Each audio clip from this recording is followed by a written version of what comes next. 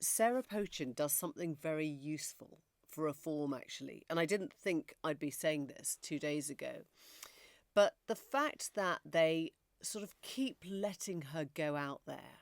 She was the one that did the burqa should be banned statement the first time. She's the only female Reform MP.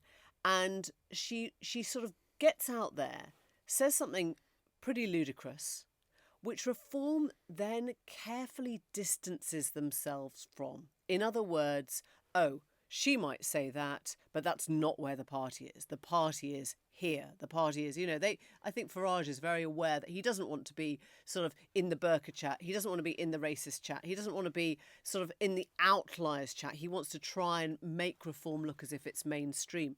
But it is very helpful for him, for the party, to have somebody that is pushing at the door of racism the whole time, pushing at the door of, multi-ethnicity, pushing at the door of sort of deportation and all that kind of stuff, because this is how they work out where the public mood is. She is their canary.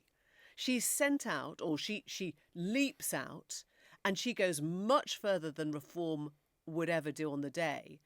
But maybe she opens the door and maybe people start catching up, and maybe before you know it, you've got somebody else, jumping on the British adverts bandwagon. She's done the job for him.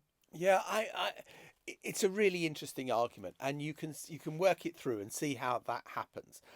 I think fundamentally that given where Farage is in the polls and where Reform are in the polls at kind of 35%, and you are trying to expand on that to get yourself to a place where actually victory in a general election is possible, and you are trying to show that the brand is decontaminated and that it's not just sort of people who are, she drives me mad seeing black and Asian people.